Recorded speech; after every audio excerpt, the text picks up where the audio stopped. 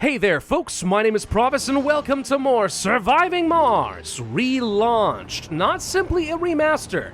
As we have seen from the last video, the new legal system, the parliamentary politics system that we have in the game, has substantially changed up how you play the early game. I mean, we haven't even used a single outsource at this point, which is good, because Russia does not have a lot of money to work with, it turns out.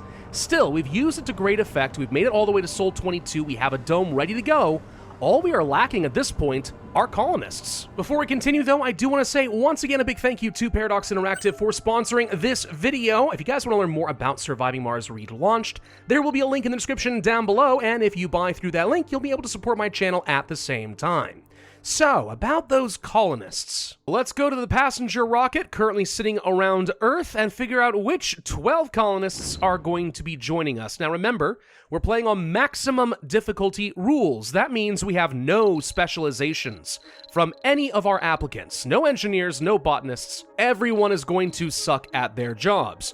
So the only thing I can really do is make good use of the filters to make sure we're picking up the best possible candidates. I'm also going to try to have a good mix of males and females because I don't know for sure if there is a pairing system in this game, but just in case, I'm trying to boost up our birth rate as much as possible. So let's go to our age group. One thing I'm going to do is make sure we do not allow for any middle-aged or seniors. I want to make sure that people are relatively young so they can work for jobs as long as possible. Because once they become seniors, they're retired and I can't really do anything with them. So like, what's the point of bringing them to Mars then? Also fertility. Fertility kind of matters. We'll figure out the sex in a bit. As far as perks, I really obviously do like to have workaholic. We really would like to have the sexy perk as much as possible. This greatly increases the birth rate. I mean, we have enough applicants to fill this up entirely right now with just that. For now, I'll make it a preferred, but I mean, we might just make sure we bring everybody, it depends. And then everything else that matters is trying to maintain sanity and keep comfort as high as possible, because that's going to increase your birth rate. So party animal is not bad for us, that could be pretty good. You do not want to have gamer. Gamer pretty much sucks because we're not going to have gaming for a long time. We've got geniuses?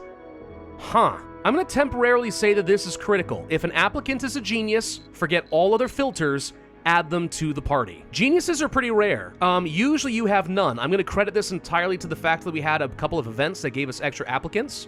But when they're at high sanity, we just get free research by being in the colony. It's great. Hippie is okay. I don't think we care about nerd. I don't think we care about religious. Rugged is fine if you're going to have issues with like food and residences, but I'm not going to, so I don't care. Yeah, the rest of this actually seems kind of fine. We're going to leave that be. And then for flaws, I'm going to basically say if you're any of these things, we don't want you. Like, I really do not want to have any whiners. I do not want to have melancholic. I do not want to have loners or idiots. Hypochondriac, I can live with. It's not good. Glutton, I can live with. Gambler's pretty bad. Coward is horrendous. Chronic condition is horrendous. I don't want to have alcoholic. Yeah, you get the idea here. And the rest don't really matter. So let's go ahead and fill all of our empty seats and see what we are looking at here. So one genius there. Sexy, party animal, fit, composed. This character's amazing. Fit, workaholic, party animal, composed. Another really good one. Sexy, workaholic, my favorite combo. How's my gender split? We got 5 males and 7 females. That's not the best split. If we swap out one female, we'll be better off. We've got a few workaholics, but again, until we pass the law allowing for heavy workloads, I'm debating whether that's actually still really important to me. It might be better to go for the sexy trait just to go for the greatly increased birth rate, because that, again, is kind of my biggest bottleneck. The faster we can accelerate there and get an exponential curve, the better for us, right? So I'm kind of thinking we go ahead and pick up this character instead. Yeah, I'll be honest, I think this is a halfway decent setup. I'm gonna go with this. Seems okay. All right, so with that, we have our first round of colonists on the way. It's just a matter of time. And since we only have 12 colonists, one living complex is all we need. I'm intentionally leaving some space in a couple of these little triangles over here so I could always join this up into another dome later on if we want. One of our penalties in this game mode is that people are only willing to travel a short distance to get to other services. So you gotta make sure that your domes are pretty efficiently kind of locked together. They'll never travel more than like one dome. But trains are a good way of getting around this, and I am going to have some trains set up here intentionally because I do think we're going to have to make use of that to get to a few different jobs. For example, at some point I'm not going to have enough surface metals to work with. I need access to the underground metals over here, so I'm trying to set up some train stations and tracks just to give myself an idea how much concrete, how many resources do I realistically need in order to make sure I'm able to set all these trains up and keep people working. And it will take a bit of concrete, it really will, but that's okay, because remember, we started by a massive deposit of concrete in this particular map, so I feel pretty comfortable for a while.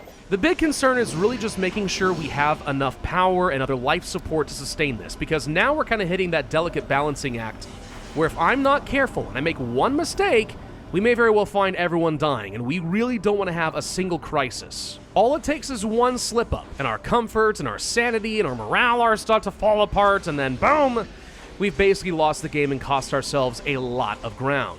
Oop, here comes Dust Devil getting a little dangerously close over here. Okay, not liking how close you're getting. Can I just place a dumping site immediately underneath it and kill it that way? Shh, look at that.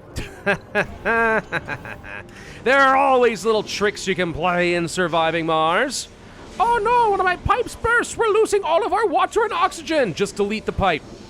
You mean like close the valve? No, delete it. VoIP it from existence. Boom, problem solved.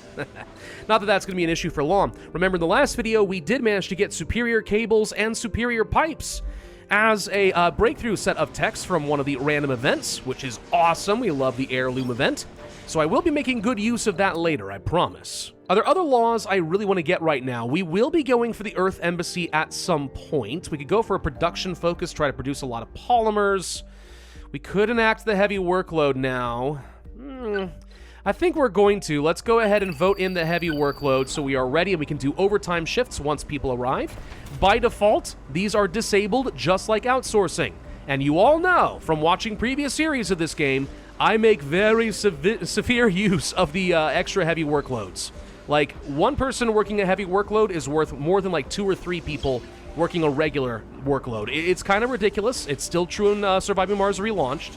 So we're going to be making use of that to really boost up our productivity. I'm going to go ahead and turn on the moisture evaporators now, by the way. Let's go ahead and start building up a small stockpile of some water into our towers. Same thing with the Moxie, which, by the way, the Moxie is different for Russia. That's interesting. Oh, by the way, we did manage to finish up our first objective here for our mission goals with Russia, so we actually did discover 8 underground deposits. That means we get 8 free supply pods. That's worth about $800 million in terms of some simple money. So it's a decent amount of extra stuff. Yeah, I'm happy to have that. It'll be good for emergency situations. One other law that I want to pass before people arrive. Let's go ahead and get Mars appreciation, boosting up the impact of those vistas. That passes 100%. Who would ever say no? So now instead of being worth 10 comfort, the vista is worth 15 comfort. That doesn't sound like much, but every little bit helps. Our rocket has arrived. It's Sol 26. We are ready for our people. Shall we go ahead and place this down? Incoming, ladies and gentlemen. This is a very big moment. For the first time ever, humans are about to set foot on Mars. Welcome, little happy, non-specialized, stupid people who don't have any actual talent at all. You just had a really good-looking resume. All right, we need to get them some jobs. Let's go ahead and get these active immediately. I especially need to make sure we get our food going and set up a proper crop. Probably soybeans to start building up that soil quality little bit by little bit. Anyway, this begins the founder stage of the game. Now remember, until the founder stage is concluded, you would not be able to bring anyone else back from Earth. Joke's on you, though. With our game rules, I can't do that anyway. The 12 people we have now, that is it. All of Mars's population will stem from just them. That is all we get. We do skip that phase entirely, though, if a baby is born. Which is nice. It's good to get out of the founder stage. Now, what else could we do right now with our time that would be smart? You know, I could benefit from using a supply pod and maybe getting a small machine parts factory. It's not insanely expensive at 165 million, but we can use this to kind of take care of our very early game machine parts needs, and that is going to be a problem for us. Could do the same thing with a small electronics factory, but to be honest, by the time that we need this, I sometimes have already researched far enough that we don't actually benefit from it. So I'm going to stick with this for the moment. Actually, maybe getting one more moisture evaporator would be smart, just because, since water is such a huge issue for us, this might help. That leaves me with only $500 million left. It ain't much. What else would I like to research right now? Well, we've got our breakthroughs done. Safe transports, I mean, yeah, it's probably not a bad idea since we are going to be using that. We do want to have safe transport. Apartments is okay at some point, but we're not going to need this for a bit. Not until we have the ability to increase their comfort value. For now, it's all about trying to max that out as much as possible. Our average comfort right now is only 65. Like, that's just not good enough. And if you look at this, we can see what people are upset about. They feel like there's not enough social buildings working. So we could consider opening up one more shift here at the diner so that people always can have their service needs being met properly over here. It's kind of important to do things like that to boost things up. Some things we can't do anything about. I'm not building a gym. I'm not going to have like a casino or a gaming store. That's just not an option. But the higher this is, the more likely we're going to have a birth. And once we have a birth, that changes everything. First train is set up and moving over here, which means that people can now walk over here to do their job. This could cost me some fuel. We could boost this up again, and I think I will. Let's toggle on a heavy workload for this. I will have people working 2 different shifts on heavy workload. That's the best value possible. No nighttime shifts. We're not going to have any power. I don't want to have any batteries. This should be fine. So yeah, there we go. Now we're making 4 metals per soul. Is it a lot? Nope. But is it enough to keep me afloat for a while? Yep. Notice, by the way, we've jumped up to 1.2 thousand research per soul right now, and a lot of that is the geniuses. 750 science? Oh my god, they've more than doubled my science just by existing. Yes! That actually is huge. I'm not going to understate it. That is actually phenomenal for me right now. Okay, we got something here. The door towards the stars. A human was already born. That did not take long. Nice. Too bad we still can't call any new colonists in, but it's fine. You know, 1 child born. Many more to go. We could consider the infrastructure we'll take for children's. So, for example, we would need to have some playgrounds and ideally schools and stuff, but I can't afford the electronics maintenance cost. Still, a playground is usually a good investment because without one, kids can sometimes go a little nuts. So I'll go ahead and place one down at the cost of 4 polymers. I mean, we're making polymers now, so like, it could be worse. Are there any more laws I really want? Well, one thing we could do is go for a research focus. And what this would do is if you really want to focus down one particular column of science, it would make it cost 10% less. So if you know what you're going to work on, this actually can be a pretty nice thing, and you can always swap it around later if you need to. For now, I'm just going to keep preparing laws, even if I don't necessarily need to use them right now. I don't want to pay any sort of an upkeep. Though if I'm completely honest, I mean, I played how long here? Have I seen even 1 upkeep from my bank? Not really. So I'm kind of wondering if this is working as intended. I hope that's the case. It'd be very disappointing if it were not. What other things can we do around the planet? Well, we don't have any other colonies here, so no one is rivaling me for anomalies.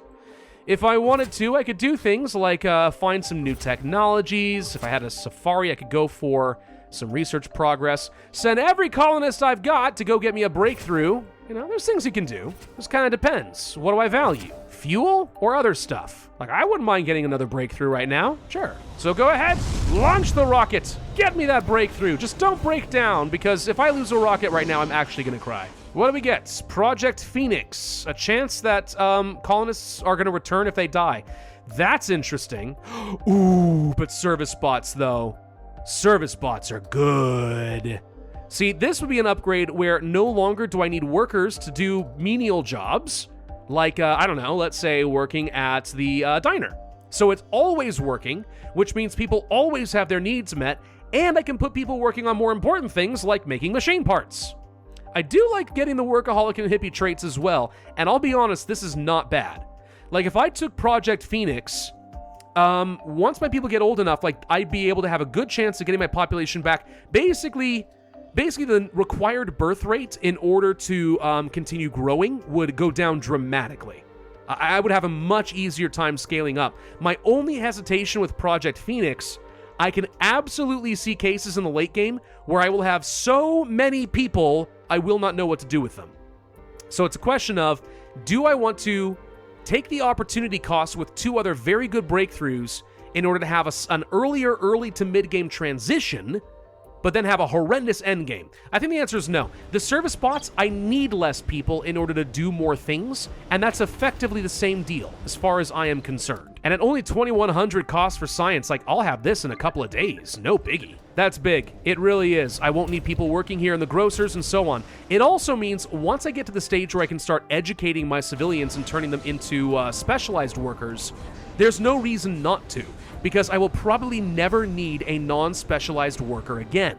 That's really good for me. There we go. All right, if I want to get service spots... Ouch! Okay, well, I see the problem here as far as getting more workers. We are going to need a lot of electronics. That ain't cheap. That ain't cheap at all.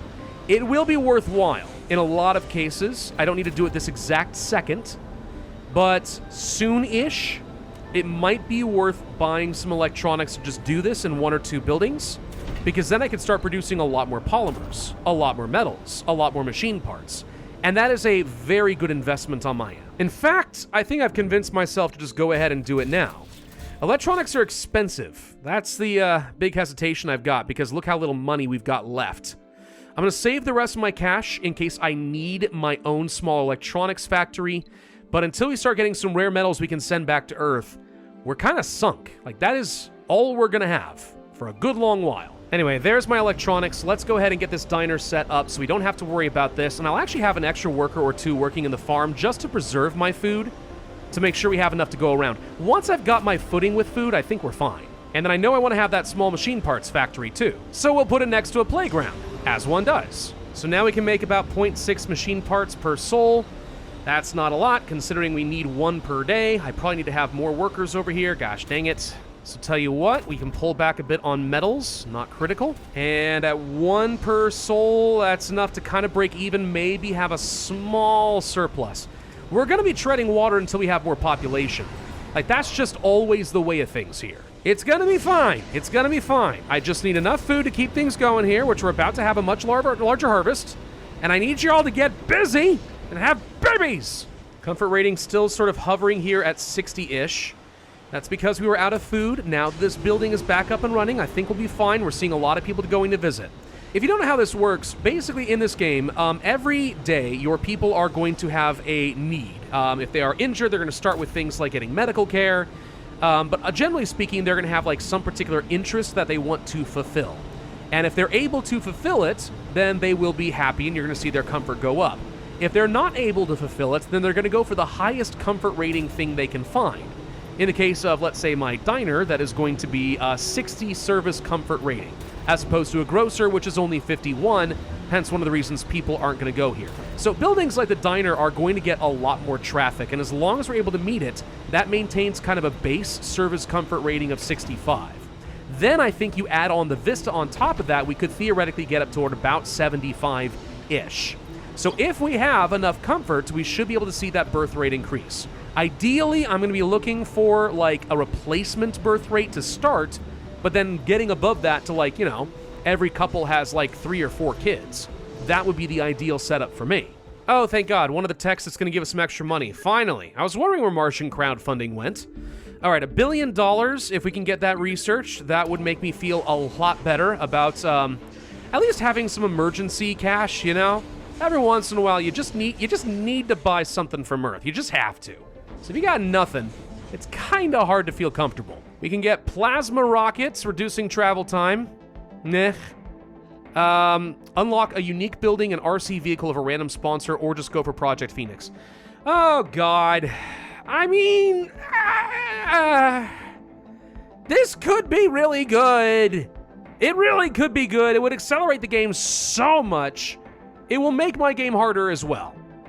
What kind of unique building and RC vehicle could I get, though? What would I want? Let's think this through for a second. There really aren't very many rovers that I think I would want. We could get a constructor, which can go around and build things for me. We could get a harvester that just grabs up concrete. It's like, yeah, it's a thing.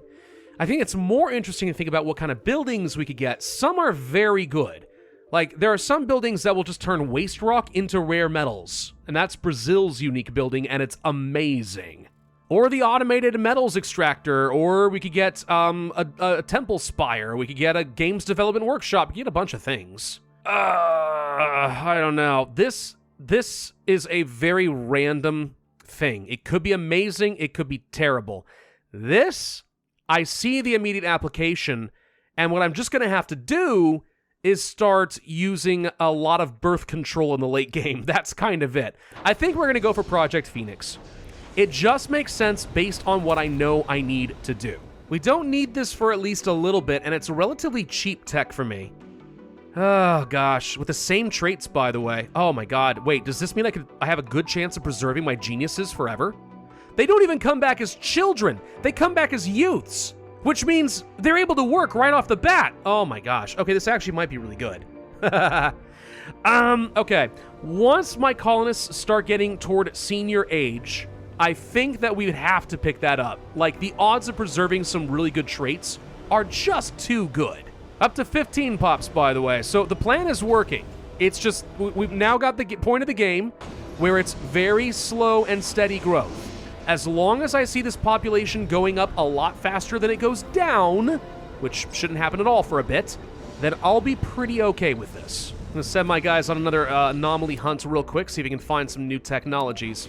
You know, one thing that has surprised me, and I know that I'm about to jinx it, we haven't seen many natural disasters. We know they can happen, right? We've had a series before where the game legitimately bugged and just never would fire them off. And that took a lot of finagling to get fixed. This time around, we know they've happened, so it can continue happening. It's just, the game's been surprisingly kind to me up to this point. But I wouldn't count on it for much longer. Okay, let's see what else we got going on over here. We did discover the Martian University. So the problem with this is that it will cost me a lot of electronics.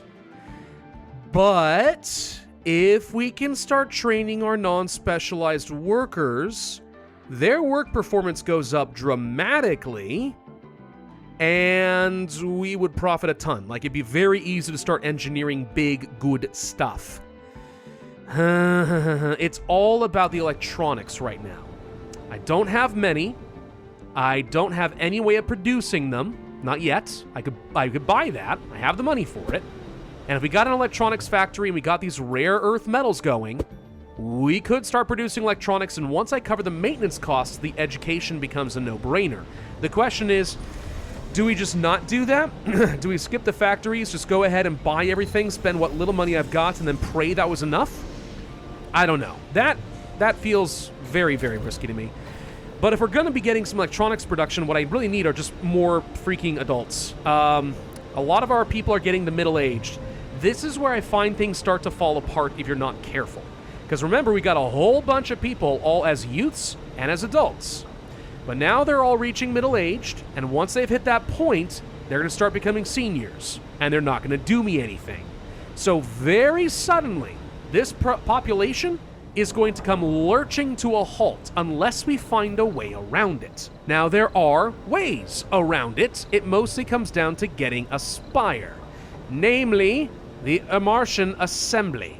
The Martian Assembly is effectively a government building, at which point we'd unlock a lot of useful laws, including ways of making more use from our seniors. But I need 30 colonists to get to that point. If we were playing on anything other than maximum difficulty, this would be no problem at all. We'd already have hit this state. But because we are, I have to wait for the birth rate to naturally catch up to this point. And I don't think it's going to happen fast enough before we start hitting this issue here. So the question becomes, what do I do about the seniors, man? What do I do about the seniors? I need them to die. I have Project Phoenix.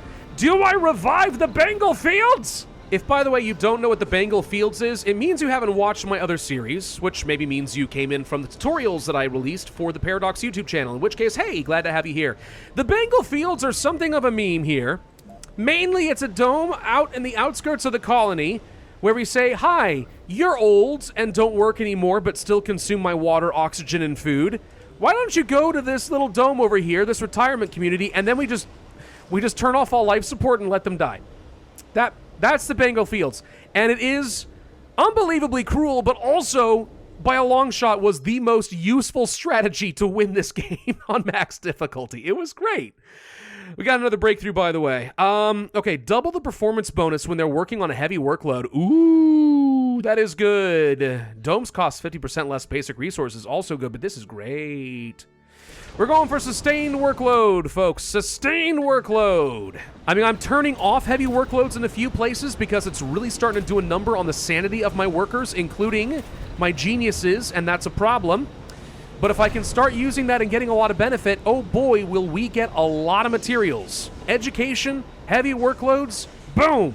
But so far, I'm kind of happy that we're mostly treading water. Like, we really are. We're doing kind of okay here. If, by the way, you've been looking around on this UI, and you may be thinking to yourself, hey, what's this little thing up here in the top left? Oh, you see, there's this little thing called Martian independence in the game now. Yeah, it is a late game activity where you say, hey, Earth, up yours. We're independent now. And there are consequences for doing that, but it is very satisfying to do. Are people turning into seniors now, by the way? Yep, I just saw one of my geniuses turning into a senior. Guys, I think I might have to get the Bengal Fields. I thought I wasn't gonna have to do it, but I might need to. Screw it! Build it! I'm sorry! Look, okay, I was gonna try not to. I really was. There are laws to make seniors useful again if you can get to 30 pops. We're not there yet, and if the game is just gonna give me the option for them to die and be reborn and useful again, even a 50% chance, that's huge! I'm sorry, how can I possibly say no? It's a very cheap solution to the problem, and I can only profit from it one way or another, okay? By the way, you know something I totally forgot to do? It's been a tradition on this channel for a very long time to just go ahead and rename all of the domes as they get placed based on some of my patrons from Patreon. So let's just go ahead and do this. I'm gonna look at the Discord real quick. Looks like Viola is going to get the pick. Let's go for, I don't know, Viola Halls. There we go. And then over here, we'll call this one the Bengal Fields. This one is just required. All right, everyone who goes here, you're getting banned for life. So the trick with this, assuming they haven't changed it, just place, like, a single home here. Ideally, just the one. Depends on how many seniors you've got. And then we say, here, you know, we'll just go ahead and go to, like, the filters and say, if you are a senior, you have to go here. Like, you have to. You've got to move to the Bengal Fields. Now, what I don't know is if this is technically close enough for them to walk that far. I hope that it is, but we'll go here and we'll try to just kind of kick things along and say you're not welcome here anymore. So that's you, and yep, now you live in the Bengal Field, so you should be able to walk over here. Oh no! Dehydration, suffocation, welcome to retirement. There is nothing for you here but death. This character is going to die. That is kind of the point. Now, maybe I shouldn't do that because she is a genius, so I technically could get some science out of her, but if I'm honest, her sanity hasn't been high enough for that anyway. So it's not like she's really been doing me any good. So it'll be better for me for you to die and be reborn as a smart child instead. Now, one of the reasons I don't want to do this too much is because, it's gonna really upset a lot of your political parties if people are dying unnatural deaths. It will really become a problem later when we actually set up the Martian Assembly and every dome has a parliamentary voice. Because then this very angry dome of dying retired people could mess up my votes. We don't want that. But for now, I think this is an acceptable option. Look, I don't care if you think I'm a monster, okay?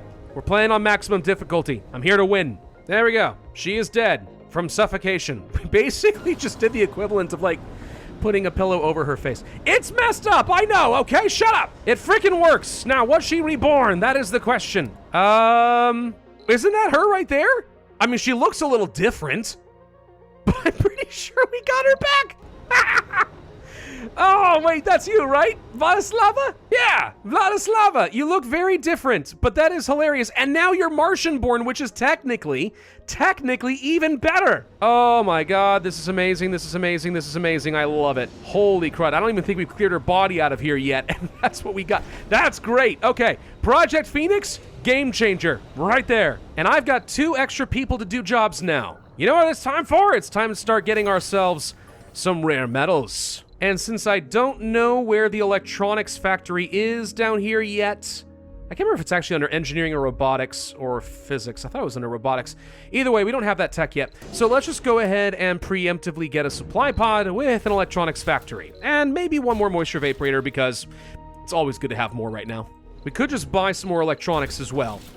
And honestly, I'm very tempted to do that, not only because I can start getting more electronic production up now, but I can also free up 2 more jobs at the grocer if I just do this, which doesn't seem like a bad plan. Yeah, let's just spend some more money and do that. Oh, sure, we have very little money left, but this is also one of our last big hurdles. If we can start becoming self-sufficient on electronics, Like, we actually will be in a good spot. Okay, so now we have trains that are operating here with the rare metals extractor within range. People are getting jobs. That's going to be 2.2 per soul right now. And I still have 2 free workers available because we're up to 20 population now, which means we should place down the small electronics factory. Yes, yes, start working over here. Work overtime. Get me those beautiful electronics. Including you, Vladislava Vedora. It says the first. It's really the second, though. So as long as we start producing some, in theory, I can get 1 electronic per soul. It's not much, okay? But that is enough to meet my maintenance requirements. And if I can start exceeding those maintenance requirements as I get more population, I can get education. And with education, all of these workers become so much more useful to me. Also, another genius has become a senior. Go here and die. Please be reborn, though. I really want to keep your genius. I mean, there's a 50% chance I keep him. Now, with my luck, that's actually more like a 5% chance. But that's beside the point. Yep, that one died forever. Ugh. And the other genius, I think, died permanently as well. Benedict? Yep, he's dead. Dang it! All right, well, there goes one genius. I told you it wasn't likely. Whatever, it's fine. The point is, with Project Phoenix, that goes a very long way to sustaining this. Eventually, it's going to pan out. And with youth quickly turning to an age where they can start creating more children, that's going to be great for me. Like, we're taking our middle-aged population and we're preserving that to some degree. It's buying me a lot. And I mean a lot more time. What's weird is the thought that eventually people are going to be kind of having kids with themselves and their kids, and it's just going to become like a weird Martian Habsburg breeding program? Almost. I don't know. That's weird to think about, but it's fine. The point is, I think we've hit another major milestone to the game. It's just now a matter of waiting for enough population, continuing to scale up, until I have enough polymers, machine parts, and electronics that I can do whatever I want. Or maybe get an event where I get some free money. That would kickstart things too, but you get the point. We'll be ending this video here then, but thank you all very much for watching. I hope that you enjoyed, and once again, I want to say a big thank you to Paradox for sponsoring today's video. If you guys want to learn more about Surviving Mars Relaunched, there is that link in the description down below, and you can support the channel at the same time by using that link if you buy the game. In the meantime, please, please, please do hit that like button. It really does help, and I love it so much. Leave a comment, subscribe, hit that notify bell, and I will see you guys next time.